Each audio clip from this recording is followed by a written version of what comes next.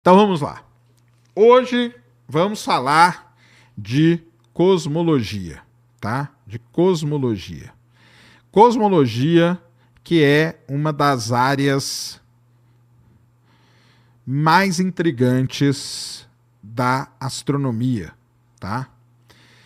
Cosmologia, que é a área aí que estuda o quê? Cosmologia estuda a origem, a evolução e o destino do universo. É assim que a gente chama, tá? Então a cosmologia serve para isso, beleza? Cosmologia tem todo um estudo que é feito sobre cosmologia antiga, que é muito legal. Então, por exemplo, a Terra plana, vou falar aqui, ó, 10 segundos de Terra plana. A Terra plana faz parte de uma cosmologia, tá? Que cosmologia? Lá antigamente, há mais de 3 mil anos atrás, quando a gente não tinha noção nem de movimentos, de nada, o pessoal achava que a Terra era plana, aquilo lá era cosmologia para eles, tá? Então a cosmologia ela é uma ciência que ela está em constante evolução, tá? Ela está em constante evolução, beleza? Isso é uma coisa muito importante da gente entender sobre a cosmologia. Muito bem. Uma das coisas muito legais quando a gente começa a estudar cosmologia é entender um negócio chamado paradoxo de Olbers.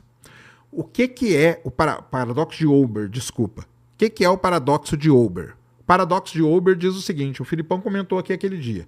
Paradoxo de Olbers é assim, se cada estrela que está no céu é um sol, vamos supor que seja um sol, e se um sol só, quando brilha no nosso céu, ele clareia o dia, porque milhares de estrelas brilhando no céu, elas não deixam a noite como um dia. Ou seja, o paradoxo de Olbers é, por que a noite é escura, sendo que tem tanta estrela iluminando o céu? Esse é o paradoxo de Olbers. E a gente pode dizer que isso aí é o começo do estudo da cosmologia. É entender isso. Isso é meio que entender o básico das coisas, tá? E aí a gente começa a ter uma noção do que acontece. Existem algumas respostas, né, para o paradoxo de Olbers. Então vamos tentar responder o paradoxo de Olbers? Vamos. Então por quê, né? Porque as estrelas que estão muito longe, por exemplo, podem estar escondidas atrás de algum material ali, né? Algum material opaco, tá? Isso aí não funcionaria muito bem. O universo, preste atenção, o universo poderia ter um tamanho finito. Ou as estrelas ocuparem somente um volume finito. Isso explicaria o fato do céu ser escuro. E aí vem duas outras respostas que são interessantes. O universo teria uma idade finita. Não um tamanho, mas uma idade finita. Ou seja, as estrelas elas só existem por um determinado intervalo de tempo. Faz sentido? Faz, porque é o seguinte, eu posso estar vendo uma estrela que aquela estrela já morreu, entendeu? A luz dela está vindo, mas a estrela não existe mais. Então ela não está iluminando, entendeu? A luz dela é que está a caminho daqui. Então isso é uma coisa sensacional. Outra coisa também, né? As estrelas distantes, tá? Elas têm um baixo brilho superficial. E aí existe uma regra na astronomia de que é como o brilho, tá? Como o brilho da estrela ele se propaga. Existe uma regra que faz isso e essa regra tem a distância, dividindo na equação, está a distância ao quadrado. Então quer dizer que a cada vez que você dobra, né, aumenta a distância ali, o brilho cai muito. Por isso que as estrelas estão mais distantes, o brilho que chega aqui é muito pouquinho. Então isso aí que responde o paradoxo de Olbers. Mas também tem um lance que a gente ainda não sabia, ou pelo menos a galera naquela época não sabia, tá? Muito bem. Todo o estudo, né? Todo o estudo da cosmologia, ele começa, na realidade, a ganhar, a ficar parrudo mesmo, em 1923, tá?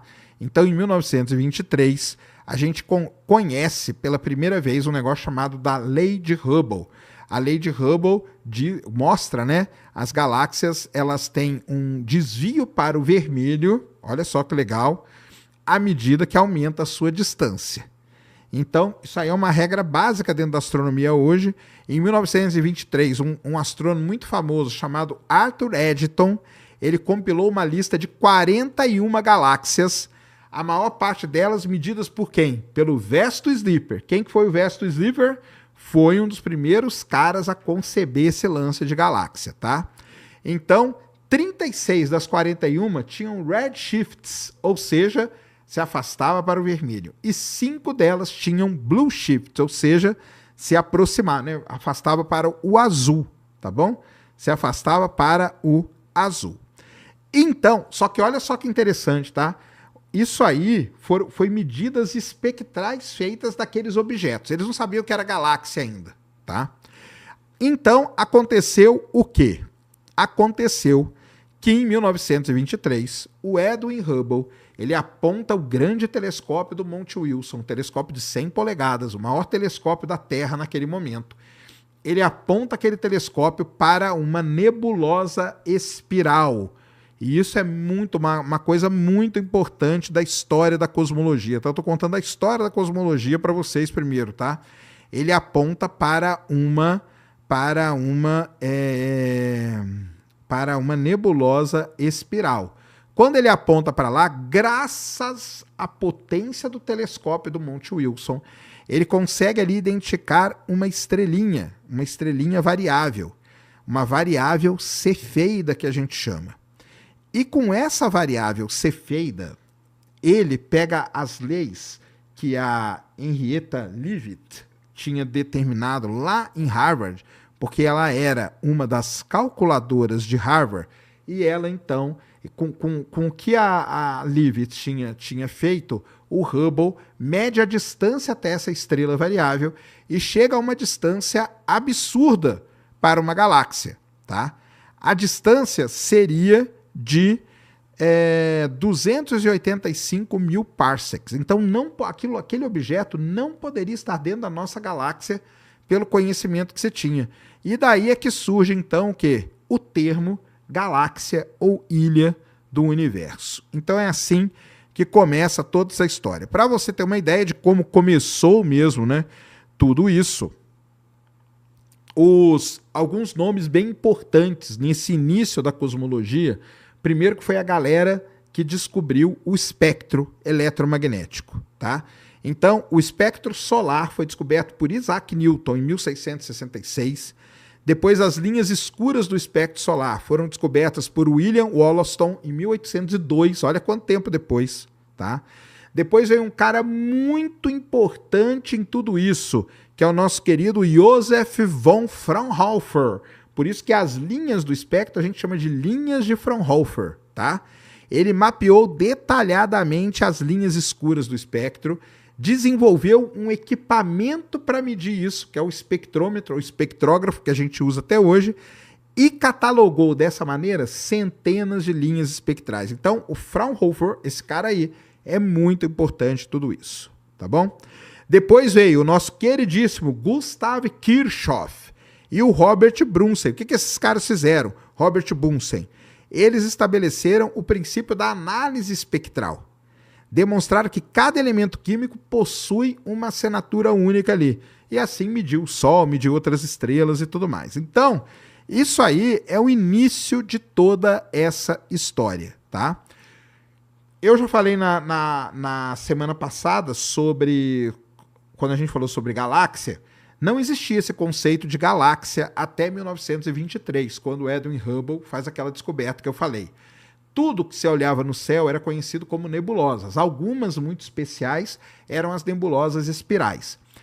Um cara muito famoso, muito importante na astronomia também, conhecido como Charles Messier, ele resolve fazer o seguinte, ele resolve olhar para o céu e ajudar os caçadores de cometa. A astronomia, durante muito tempo, ela foi só isso, caçar cometa, observar esses fenômenos. Ele fala o seguinte, eu vou observar o céu todo e eu vou catalogar objetos que podem ser confundidos com cometa e vou criar um catálogo. Com esse catálogo, o cara que for descobrir o cometa, ele aponta para um objeto. Se aquele objeto estiver no meu catálogo, ele sabe que aquele objeto não é cometa. E assim nasceu o famoso catálogo Messier, que tem ali 105 objetos, tá? E nesses objetos você tem, hoje, né, a gente sabe, desde nebulosa planetária até nebulosa causada por explosão de supernova, até outros tipos de nebulosa, de galáxias também, né, M87, M104, M101, é tudo galáxia que está no catálogo do Charles Messier, beleza? E aí, em 1755, um cara chamado Thomas Wright e um cidadão, um filósofo muito importante chamado Immanuel Kant, eles decidem criar um termo chamado Ilhas do Universo. Então, eles olham para aquelas nebulosas, para aquele catálogo do Charles Messier, e eles falam o seguinte: caramba, alguma dessas coisas aqui pode ser que não seja isso que ele está falando. Pode ser que seja um algo a mais, tá bom? E aí tem o nosso querido William Herschel, que era filho, né, do John Herschel, e ele consegue catalogar. Lembra que o Charles Messier fez 105 objetos. O Herschel, William Herschel, ele fez milhares de objetos, porque ele também usava um telescópio muito grande. E aí o pessoal olhava para aquilo e ficava assim: caramba, isso aqui tem que ser uma outra coisa, cara. Não é possível que a gente está vendo um objeto que é apenas uma nebulosa. No início da década de 20, é criado então o que a gente chama hoje de o Grande Debate. O Grande Debate foi a conversa entre o Harlow Shapley e o Herbert Curtis sobre a natureza das nebulosas espirais. Isso que é o grande debate na astronomia. Qual é a natureza das nebulosas espirais? Ou seja, eles estavam ali, ó, no limite para descobrir. Até que em 1923, usando o telescópio de 100 polegadas do Monte Wilson, o Edwin Hubble faz a descoberta de que Andrômeda, que era uma nebulosa espiral até então, ela é, na verdade, uma galáxia, e isso muda completamente a cosmologia para sempre. A nossa visão do universo, ela foi mudando ao longo do tempo. Desde os antigos, a Terra plana, a Terra no centro do universo, a Terra sai do centro do universo, as leis de Newton, as leis de Kepler, tudo isso são marcos na história da astronomia que foram mudando a nossa visão do universo. Mas a nossa visão do universo, ela muda drasticamente mesmo, drasticamente, com o nosso querido Edwin Hubble, quando ele descobre o que é galáxia. E aí, a história do Edwin Hubble, ela se mistura com uma outra história muito famosa dentro da astronomia, que é a história de um cara que vocês conhecem muito bem, chamado Albert Einstein. O Einstein, ele fez ali toda a teoria da relatividade. Quando Einstein ele faz a teoria da relatividade, ele considera, prestem atenção agora, ele considera o universo estático. Sim, para o Einstein, o universo era estático. Por que o universo era estático para o Einstein? Porque antes de 1923, a gente não sabia nem o que se existia galáxia, nem o que eram galáxias, nada disso, não se existia esse conceito. Como que ele pode, então, fazer um universo em expansão se o universo, para ele, não existia galáxia? Beleza? Então, é criado o modelo do universo estático. Tranquilo, pessoal? O universo estático. O universo fica ali, paradinho, não tem problema nenhum, não faz nada, tá? Porque a gente não tinha esse conceito de galáxia antes. Então isso é muito importante. Só que quando o Einstein fez a teoria da relatividade dele, quando o Einstein faz a teoria da relatividade, ele descobre um termo que estava relacionado com a expansão do universo. E aquilo ali buga a cabeça dele. Fala, caramba, como que o universo pode estar expandindo se o nosso universo é só nossa galáxia? O resto é tudo nebulosa. Não tem outra coisa que é parecida com a nossa galáxia por aí. Como que esse universo está expandindo? Então ele resolve tirar aquele termo da equação, é a famosa constante cosmológica, que depois ela vai voltar porque realmente prova, né, que o universo está em expansão e tudo mais. Mas ele tira da equação a princípio. Ele tira da equação a princípio porque ele achou que estava errado. Aí é conhecido, né, como o grande erro do Einstein. O grande erro do Einstein foi esse aí, de ter tirado a constante a constante cosmológica das equações. Beleza? Então isso é algo assim muito importante. Mas naquela época ali, tinha muita gente que estava trabalhando com isso. Muita gente trabalhando com isso. Muita gente pegou as equações do Einstein para resolver. Tá? Muita gente pegou as equações do Einstein para resolver. E um dos caras que fez isso um pouco antes de galáxia ser descoberta foi um físico russo, ou soviético no caso, né? Muito famoso, conhecido como Alexander Friedmann. O Alexander Friedmann foi talvez o primeiro cara a resolver as equações, tá, do Einstein, e ele descobriu soluções para as equações do Einstein que descreviam um universo em expansão. Isso é sensacional, cara. Porque o Einstein, presta atenção, galera, o Einstein tirou aquele termo que cuidava da expansão do universo. O Friedmann resolve as equações do Einstein. Cara, Einstein, fica na sua aí, eu vou resolver as equações. E ele resolvendo as equações, ele chegou a soluções de que o universo estava em expansão. Ó que loucura. E de forma independente, um outro cara muito famoso nessa história toda, chamado Georges Lemaitre, chegou a conclusões semelhantes, só que lá em 1927. Então a gente estava vivendo ali um período que era... teve ali a relatividade, em 1915 o Einstein publica a relatividade. Em 1922, o Alexander Friedmann resolve as equações e descobre a expansão. Em 1923, a gente descobre que tem galáxias no universo. Mas até então não tinha nada de expansão, tá? Depois, em 1927, o Georges Lemaitre resolve as equações de forma independente e chega no mesmo resultado. E o lance da expansão mesmo, a gente só vai descobrir isso em 1929. Só em 1929, quando quem? Ele de novo. Edwin Hubble faz então a medida das galáxias usando todo o conhecimento que existia lá de espectro. Lembra que eu já falei para vocês? O espectro tinha sido inventado. Ele pega as galáxias, tá? Ele pega as galáxias, coloca as galáxias ali e ele vai medindo a distância.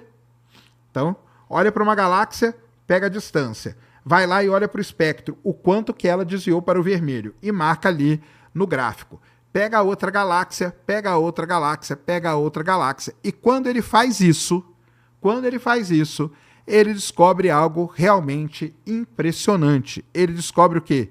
Que existe uma relação perfeita entre a distância da galáxia e o seu desvio para o vermelho. Ou seja, quer dizer que o universo realmente está em expansão, mostrando o que o Alexander Friedmann e o Georges Lemaitre tinham mostrado resolvendo as equações do Einstein.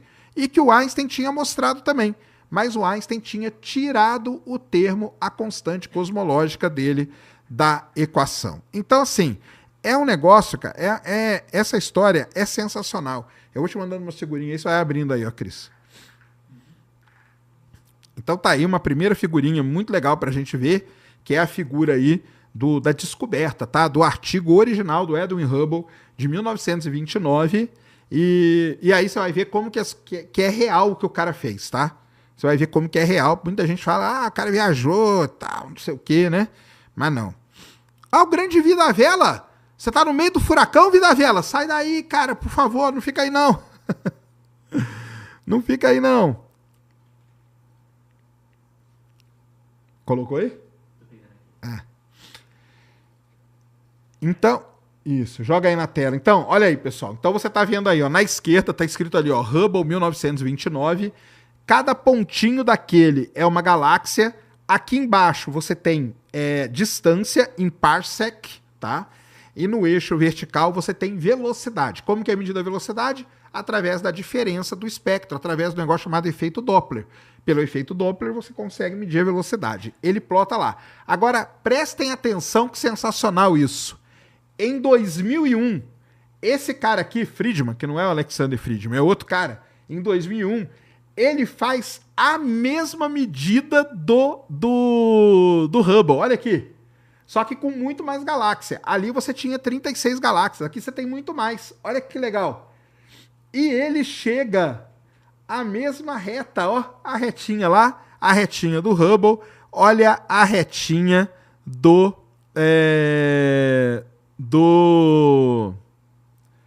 Friedman aqui em 2001. Tá vendo? A mesma reta. Olha aí, a mesma reta. Tá?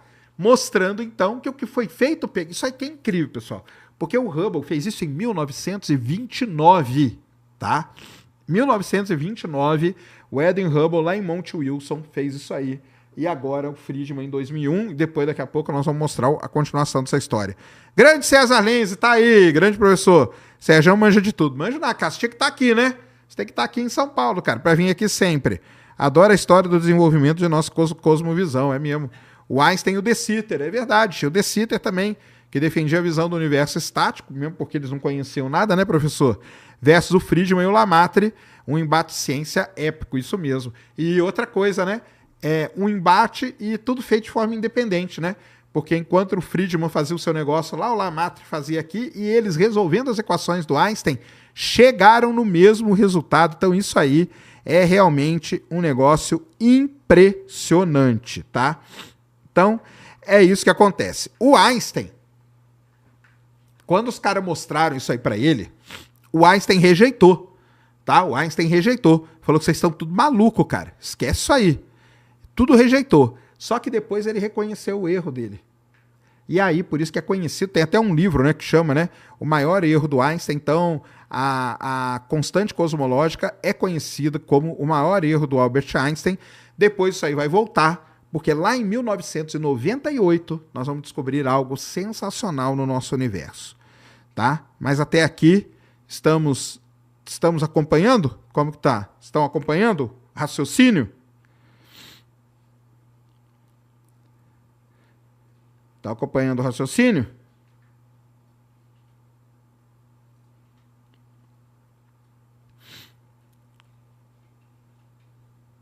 O que o Russo está falando? Vocês estão brigando aí.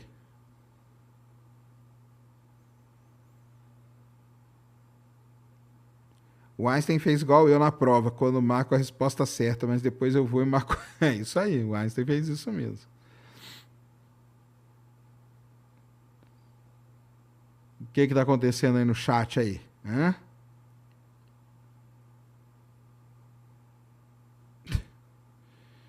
Manda o número do CP. Bane o Rua. Eu não tenho como banir, cara. O que ele está falando aí? A equação do efeito Doppler para que a luz, sua expressão que generaliza todos os casos do efeito Doppler, que é a alteração da frequência sonora luminosa, parece... É isso aí. Isso mesmo, Renata.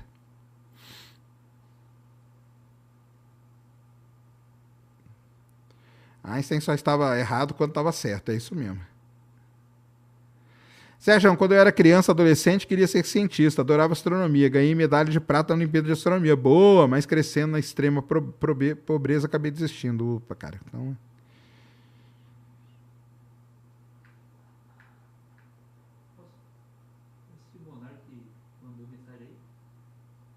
Sério?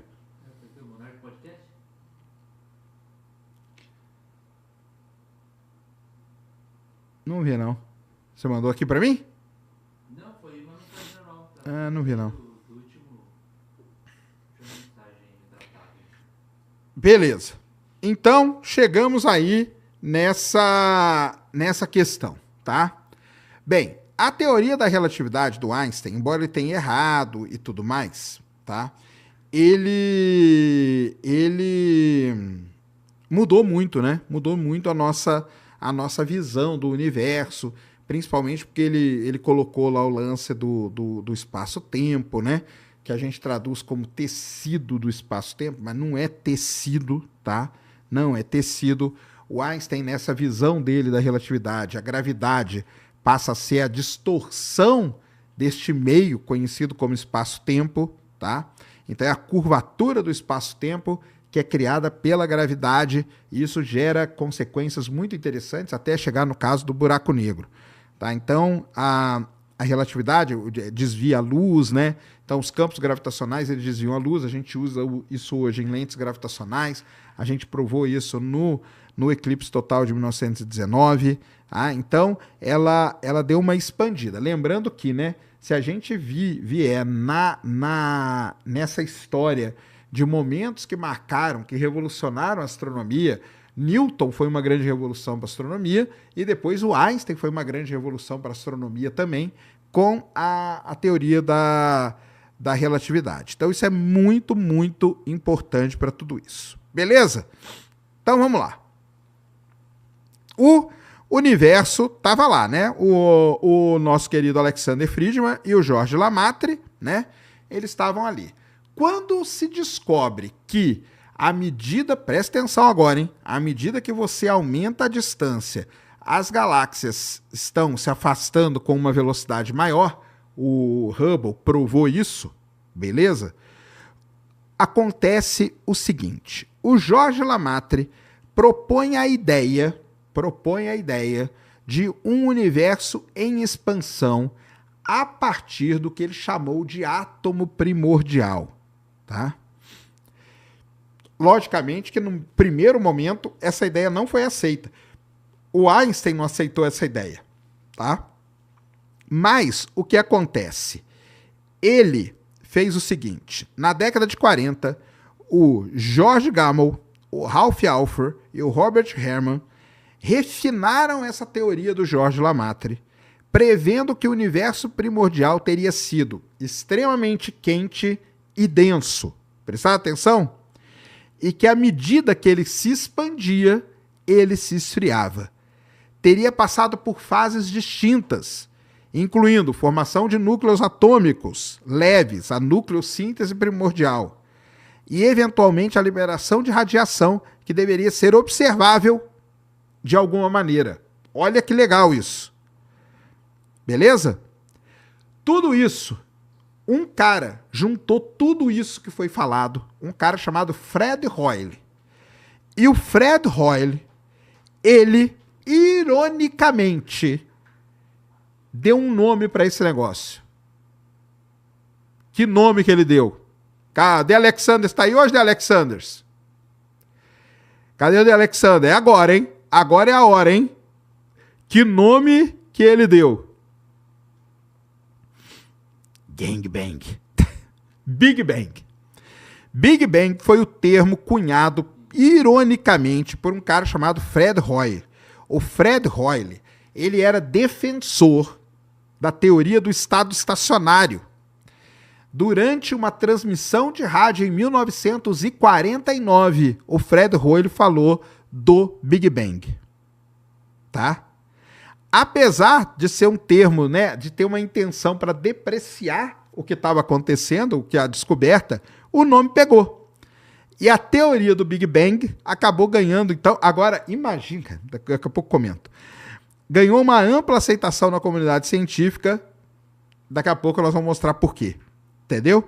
Então é assim que surge a teoria do tal do Big Bang, do Gangbang, que o pessoal gosta, tá? Propõe o quê? Que o universo teve um início e tem evoluído desde então, beleza? Foi desenvolvida, ela não foi criada num dia por uma pessoa, ela foi desenvolvida ao longo de muitos anos por muitos cientistas, tá? Por muitos cientistas.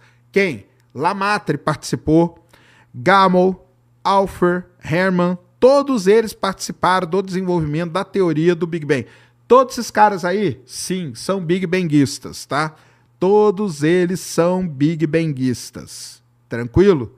Todos eles são Big Banguistas. Então, é assim que surge, pessoal, a famigerada teoria do Big Bang. Agora, quase 5.000 pessoas aqui.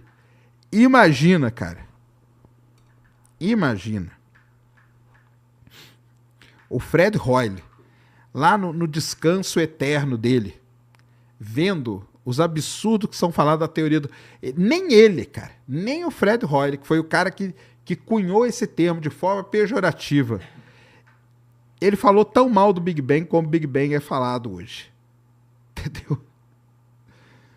Tá? Então é isso que acontece. Jonathan Jesus acabou de virar membro do canal. Galera aí que tá virando membro, tá? Entre lá na aba comunidade do YouTube. Lá vai ter o que para você? Lá vai ter um link E com o link você vai entrar aqui no grupo do Telegram, tá? E quem estiver aqui no grupo, ó, pode mandar mensagem aqui para mim, tá? Você que está aí no grupo de membros do Ciência Sem Fim, vocês têm prioridade, tá, galera? Pode mandar mensagem que eu tô com o grupo aberto aqui, tá? Grupo aberto. Estamos com 68 membros lá, tem muito mais. Então, você que não, né, vai aí, beleza? Então, paramos ali na nossa historinha do nosso querido Big Bang, tá? Então, é assim que nasce a teoria do Big Bang. Ela vai contra a teoria do steady state, que a gente chama, que é estado estacionário. A teoria do steady state, ela levava em consideração o que a gente chama do princípio cosmológico perfeito. Princípio cosmológico perfeito é que o universo é espacialmente homogêneo e isotrópico nas grandes escalas e que suas propriedades são constantes ao longo do tempo. Isso é a teoria do estado estacionário. A teoria do Big Bang tem o princípio cosmológico também. O universo é espacialmente homogêneo e isotrópico nas grandes escalas, mas as mudanças com o tempo o tornam mais frio e menos denso. Então essas eram as duas grandes teorias que tinham. E o que é legal de tudo? Imagina que isso é só a ideia. Aí você vai observar lá com o Hubble. Senta lá do lado dele no Monte Wilson. Vamos ver se isso aqui pode fazer sentido. E começa a observar as galáxias. As galáxias mais distantes estão se afastando mais rápido. E isso tem a ver com qual dos dois? Lógico, tem a ver com o Big Bang e não com o estado estacionário. Então é assim que a galera prova, né? Isso é uma prova das coisas, tá? É proposta uma ideia para o universo e você começa a observar as coisas. E quando você observa que eu aponto para uma galáxia, meço a distância até ela, meço a velocidade dela, põe numa galáxia mais distante, mais rápido, mais distante, mais rápido. Opa! Isso aí tem tudo, isso aí tem a ver com o universo estacionário, do estado estacionário? Não tem. Tem a ver com o universo em expansão, um universo que a gente chama neste modelo do Big Bang. Entenderam esse lance aí? Ou não?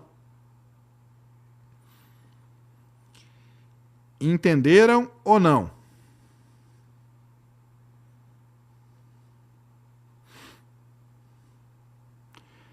Beleza? Muito bem. O que vai acontecer, então, depois disso? O pessoal vai tentando, daqui a pouco eu vou falar de matéria escura e energia. Calma, galera. Estou tentando montar uma historinha para vocês, tá? Estou tentando. Não sei se vou conseguir, não. Beleza? Muito bem.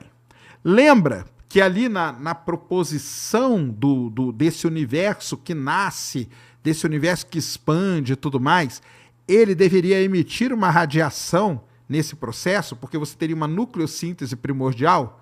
Essa é a chamada radiação cósmica de fundo. Isso quer dizer o quê? Caramba, se eu achar radiação cósmica de fundo, eu já tenho as galáxias. Se eu achar radiação cósmica de fundo, eu vou ter duas evidências que batem com o que foi proposto pelo modelo do Big Bang. Beleza? Então, vamos lá. Vamos atrás da radiação cósmica de fundo. Começaram a procurar de um jeito, do outro, tal, não sei o quê. Aí, dois pesquisadores que trabalhavam no Bell Laboratories, o Arno Penzias e o nosso querido Robert Wilson, em 1964, eles estavam tentando eliminar ruídos, fontes de ruído numa antena de rádio que eles tinham ali no Bell Laboratories.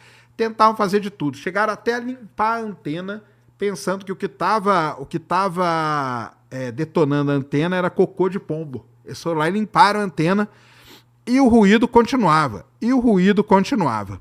Aí, eles então falaram, cara, tem um ruído aqui. Isso que nós estamos vendo aqui não é um ruído. Isso aqui é um sinal mesmo que existe. Simultaneamente, um grupo de físicos teóricos liderado pelo Robert Dicke, lá na Universidade de Princeton, estava procurando exatamente o tipo de radiação que eles mediram na antena, que seria a radiação prevista pelo modelo do Big Bang. Isso aqui eu tô falando para vocês, pessoal, para vocês entenderem como a ciência ela é feita, tá? A ciência, presta atenção no que eu vou falar. Presta atenção no que eu vou falar. A ciência não é feita assim, cara. Você tá dormindo e de repente, Big Bang. Não é assim que acontece, tá? Foi proposto um modelo, foram observadas galáxias. Opa, legal. Pô, mas o modelo fala que teria que ter essa radiação. Tá lá o Penzias e o Wilson lá mexendo e tal. Pô, tem uma radiação aqui, tem um negócio aqui. E lá na Universidade de Princeton, de forma independente, sem conhecer os caras, os físicos teóricos estavam querendo achar uma radiação que é aquela que a antena do Penzias e do Wilson detectou. Vocês entendem como que o negócio ele é magnífico? Por isso que a ciência é um negócio tão legal de entender? Beleza? Então é isso que eles fizeram. A descoberta, né, da então radiação cósmica de micro-ondas de fundo, né, ou radiação cósmica de fundo de micro-ondas, forneceu uma forte evidência para a teoria do Big Bang e contra a teoria rival. Qual era a teoria rival? Do estado estacionário. A radiação cósmica de fundo tem uma temperatura de cerca de 2,7 Kelvin e é uniforme em todas as direções que a gente olhar, consistente com a ideia do quê? De um universo primordial, extremamente quente, que se expandiu e esfriou. Olha que demais. Os estudos posteriores da radiação cósmica de fundo, incluindo, aí eu vou mostrar um negocinho aqui para você, começaram a revelar umas coisas, umas pequenas flutuações. Mas então vamos lá. O que nós temos agora a favor do Big Bang? Nós temos as galáxias e nós temos a radiação cósmica de fundo. Coisas que a gente detecta. Não tem ninguém inventando. Não é CGI. Não é balela. Foi feito por grupos independentes. Isso é que é mais importante, pessoal. Tá? E aí chegaram nisso. Show de bola até aqui? Estão entendendo a historinha do universo até aqui? Como que vocês estão? Falem aqui comigo.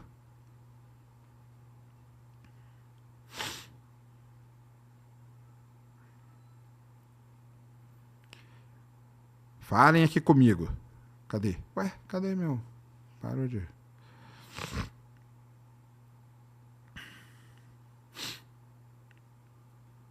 Já falei do furacão.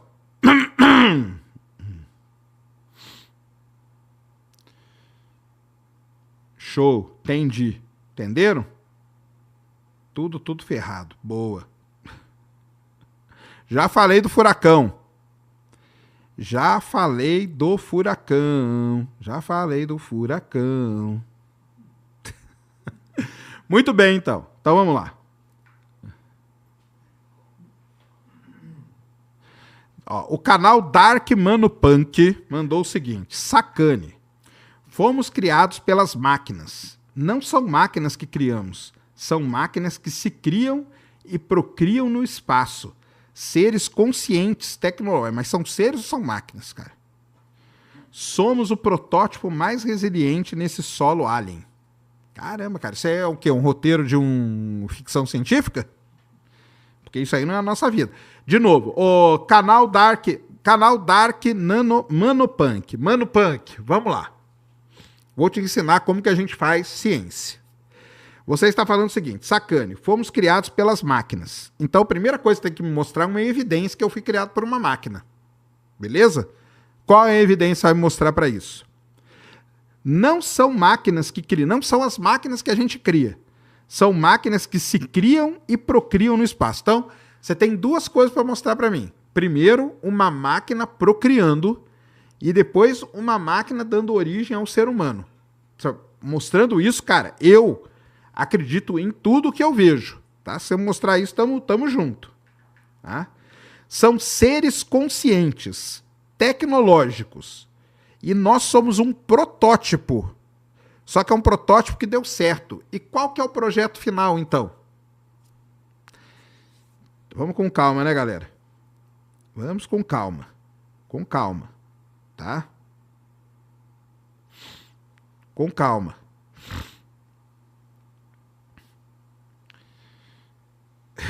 Um Autobot ou um Decepticon? Autobot. Let's roll. Não é isso que fala o Optimus Prime? Autobot, né? Amigo do Optimus, claro. Ai, ai. É isso aí. Muito bem. Aí, o que que acontece?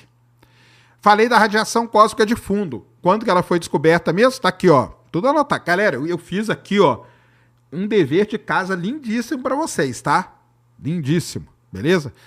1964. Certo? Muito bem. Aí vem uma das missões espaciais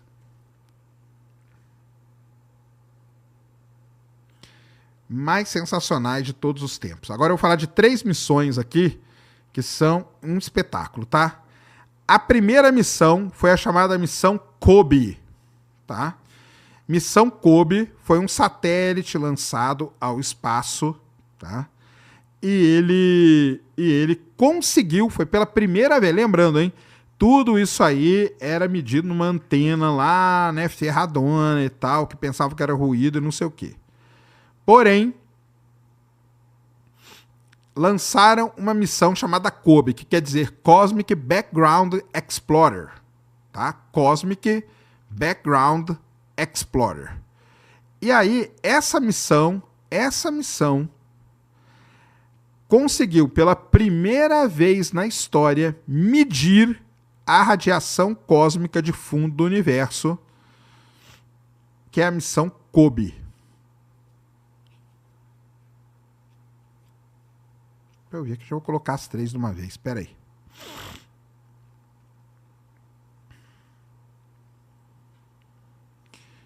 A missão COBE, então, ela conseguiu, tá, medir pela primeira vez a radiação cósmica de fundo no universo. Vamos começar com essas duas aqui, ó. Olha só que demais.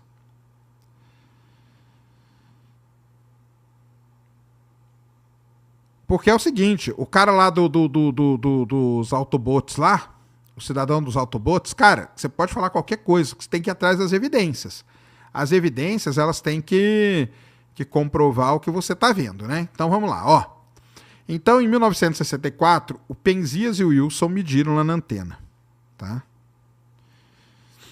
Coloca aí essa imagem que eu tô te mandando agora, Cris. Mediram lá com a antena do Bell Laboratories, que eles pensavam que era um ruído. Vocês vão ver qual foi a medida dele, tá? Vocês vão ver a medida aí a medida que eles fizeram. Então tá aqui, ó. Ali, ó, tá aquela antenona lá que eles mediram. A imagem daquela antena seria isso aqui, ó. Tá vendo? Não tem nada, mas tá vendo? Tem uma linhazinha ali no meio. Aquilo ali é a radiação cósmica de fundo. Eles não conseguiam tirar aquilo de jeito nenhum. Chegaram à conclusão que era uma radiação. Isso em 1964. Olha como você tem que ter paciência para fazer ciência, principalmente na astronomia. A gente só consegue mandar alguma coisa para o espaço para medir algo em 1992, que é o COBE, Cosmic Background Explorer. E ele faz essa imagem aqui pra gente. Olha a imagem do COBE aqui, ó. Tá vendo? O que são as cores? As cores é a variação de temperatura, tá? Você vê que é um negócio todo grosseiro e tal, né?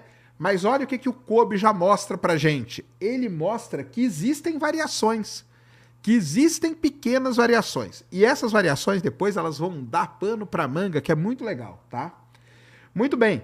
Passaram-se muitos anos. 10 anos depois, a missão WMAP, uma missão da Agência Espacial Europeia chamada de WMAP, foi mandada para o espaço, que é a Wilkinson Microwave Anisotropy Probe, a famosa WMAP. A WMAP é mandada para o espaço e consegue, então, medir para a gente. Olha que maravilha de imagem, ó. Olha que maravilha de imagem. Mas você vê que essa imagem aqui, embora tenha variação, é mais ou menos, tudo mais ou menos a mesma coisa, ó. Tá dando pra perceber que é tudo mais ou menos a mesma coisa? Tá, não tá? Essa é a imagem do WMAP, tá? Essa é a imagem do WMAP. Deixa eu colocar até uma imagem melhor aqui do WMAP para vocês, ó. Então, Penzias e Wilson da antena, COBE, Cosmic Background Exploration, Wilkinson Microwave, né? Wilkinson Microwave Anisotropy Probe, tá? Para medir a anisotropia. E aí você vê que elas são bem... Ó, te mandando outra imagem aqui, ó, Cris, que é só ela aí.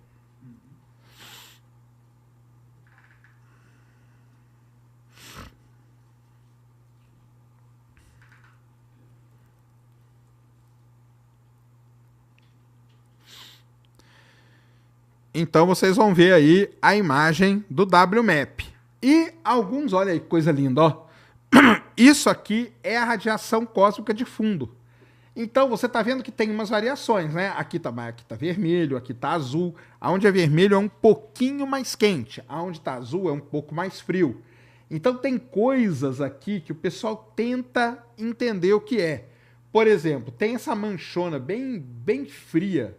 Essa manchona bem fria aqui, tem o pessoal que diz que é o encontro com um outro universo, que seria um universo encontrando com o outro, tá? Então seria isso aqui. E para terminar, a gente tem a imagem do Planck, que é um outro equipamento que foi mandado para o espaço, tá aí também, eu mandei para você, Cris. Então, Roger Penzias, COBE, WMAP e Planck. Todos eles comprovaram a existência de uma radiação cósmica de fundo que está de acordo com o que foi previsto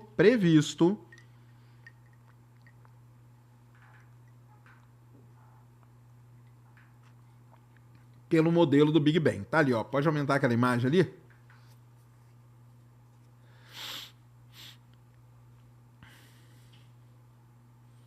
Olha aí.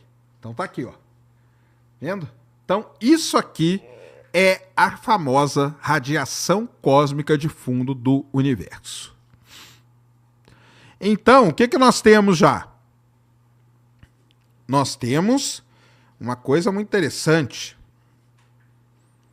Nós temos uma ideia de como o universo se formou e nós temos, então, toda essa ideia aí dessa radiação cósmica de fundo. Radiação cósmica de fundo e também o nosso querido expansão, né, velocidade de recessão, que a gente chama, das galáxias. Essas duas coisas aí eram pontos para o Big Bang contra o quê? A ideia do universo steady state. Beleza? Jefferson Nascimento mandou aqui. Sacane. Estamos próximos de transferir nossas consciências para máquinas, para que, devido à fragilidade do corpo humano, através dessa transferência de consciência, possamos povoar outros planetas? Não, cara, não vai acontecer isso, tá? Pode ficar tranquilo.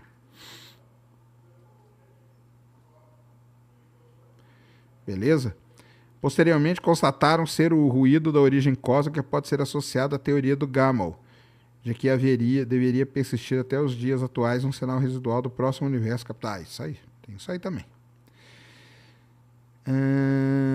Divulgo Pix pra galera ajudar o pessoal aqui na Flórida. Tem Pix aí, Rússio? Ah, mas Rússio, é você que tá aprontando confusão.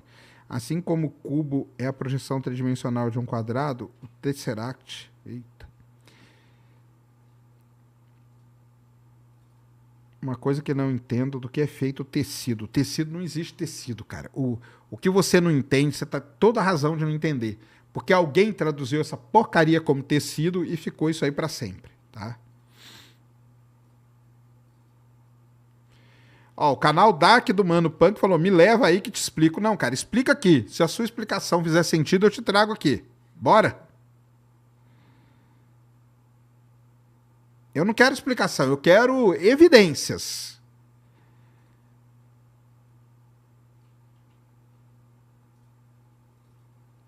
Existe relato de tornados e terremotos em outros planetas?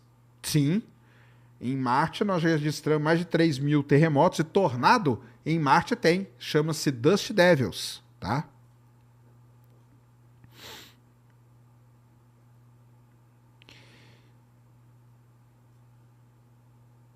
Dizem que o universo é plano, ao invés de... Daqui a pouco eu falo isso aí. Flecha do tempo eu vou falar, tá? Vou falar da flecha do tempo.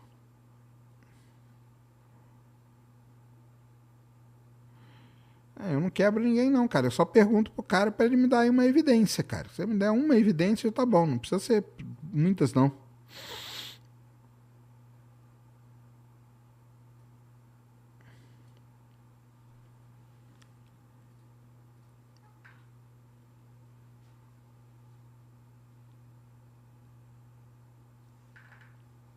Beleza.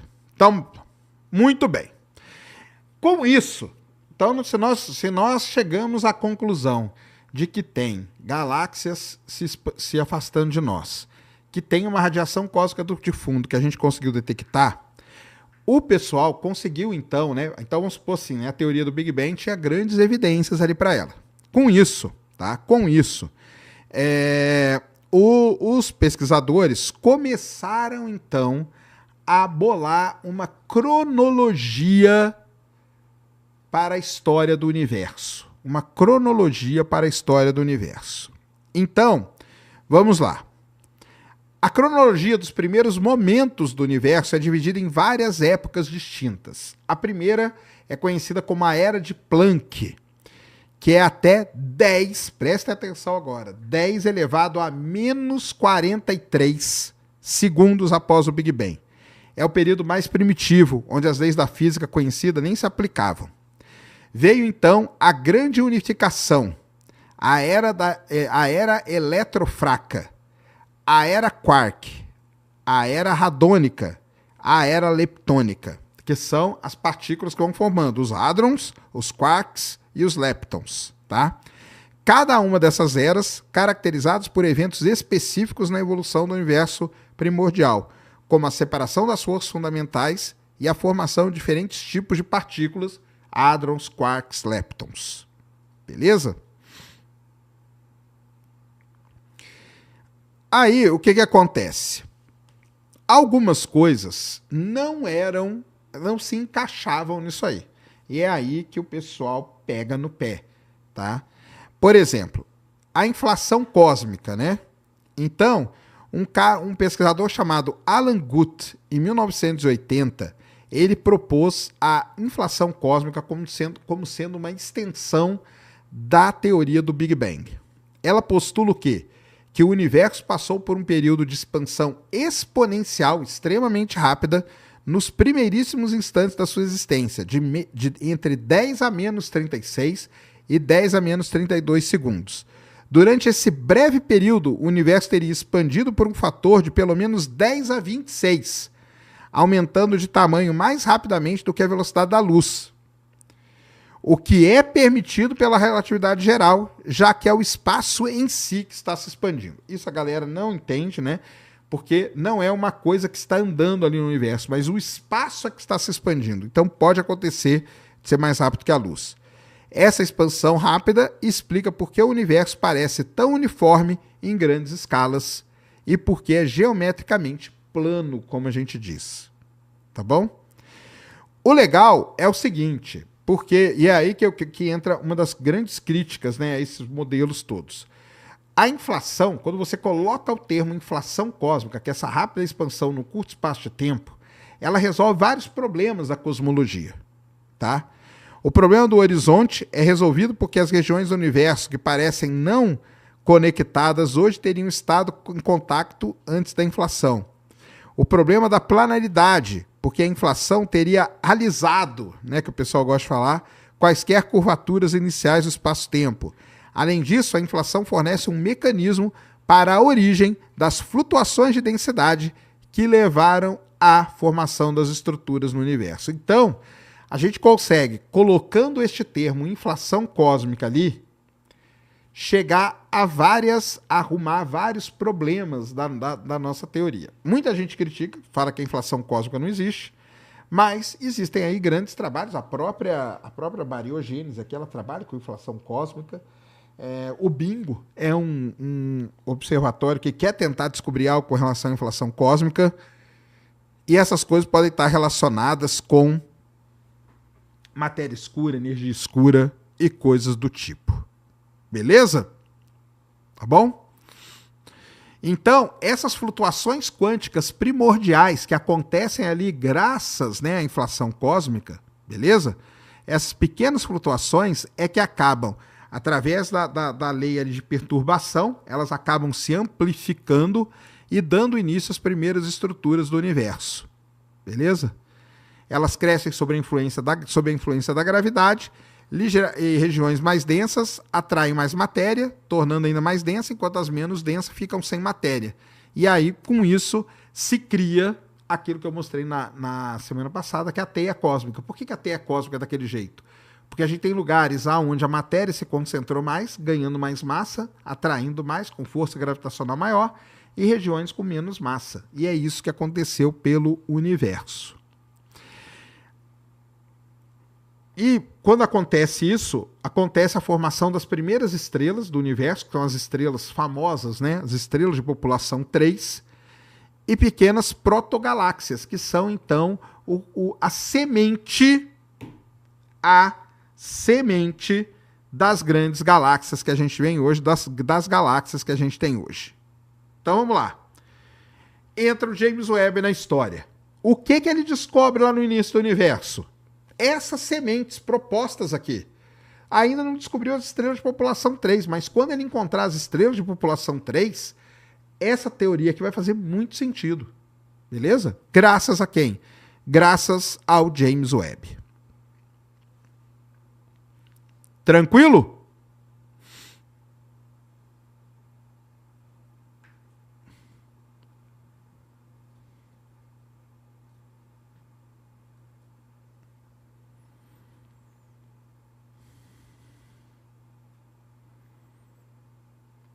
Quase 5 mil pessoas, não, mais de 5 mil, né?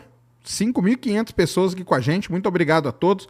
Galera, eu não pedi, né? E eu não peço, vocês não fazem, né? Então o que vocês têm que fazer? Entra aí, senta-lhe o dedo no like. Senta-lhe o dedo no like. Nós estamos com 5.514 dispositivos conectados e só estamos com 2.900 likes. Então, senta o dedo no like. Senta o dedo no like, por favor, agora. Vai, sentando o dedo no like. Bora. Senta o dedo no like, por favor. Like aí, galera. Like. Já falei do furacão hoje, tá? Já falei do furacão aqui pra vocês. Tá tranquilo até aí? Estão entendendo? Só que a teoria do Big Bang, ela não é perfeita. Tá? A teoria do Big Bang, obviamente, ela não é perfeita. E ela recebe críticas, muitas críticas. Então vamos lá, ó. A teoria do estado estacionário, proposta pelo Fred Hoyle, pelo Hermann Bond e pelo Thomas Gold em 1948, sugeria que o universo sempre existiu e sempre existirá em um estado constante. Essa teoria foi amplamente abandonada depois com essas descobertas, principalmente da radiação cósmica de fundo. Mas tem a teoria dos modelos cíclicos, proposta pelo Paul Steinhardt e pelo Neil Turok, tá? Que sugerem que o Big Bang foi apenas o mais recente de uma série infinita de Big Bangs. Então é muito gangbang por aí para todo mundo, entendeu? Existem também questões não resolvidas na teoria do Big Bang. Por exemplo, a natureza da singularidade inicial permanece um mistério, pois as leis da física não funcionam. A origem da assimetria, aqui que a galera pega no pé, a assimetria entre matéria e antimatéria. Porque, na verdade, se você for pensar friamente, não era nem para existir o universo. Porque se formou matéria, se formou antimatéria e se elas se aniquilam, não era para ter nada. Mas tem o universo, porque nós estamos aqui. Por que existe essa assimetria? Será que nós estamos num bolsão de matéria? Será que esse bolsão de matéria foi expelido para algum canto? Não sabemos, tá? Além disso, a natureza da matéria escura e energia escura, que compõe 95% do universo, ainda é desconhecida. Então, assim, a teoria do Big Bang, ela não é a resposta definitiva, mas ela é sim o modelo cosmológico mais bem sucedido e amplamente aceito por aí. Tá? E amplamente aceito por aí. Eu parei ali, né? Eu parei ali na era leptônica, né? Que vai de 1 a 10 segundos do início do universo. Depois teve a era da nucleossíntese, onde formou os primeiros núcleos leves. E aí veio a era da recombinação, que é de 380 mil anos, que é a da radiação. Tá? Primeiros átomos neutros são formados. Beleza? Então, só para completar, vamos lá. Era do Planck, era da grande unificação, era eletrofraca, era de quark, era radônica, era leptônica, era da nucleossíntese, era da recombinação, depois vem a reionização e aí o universo segue da maneira como a gente conhece.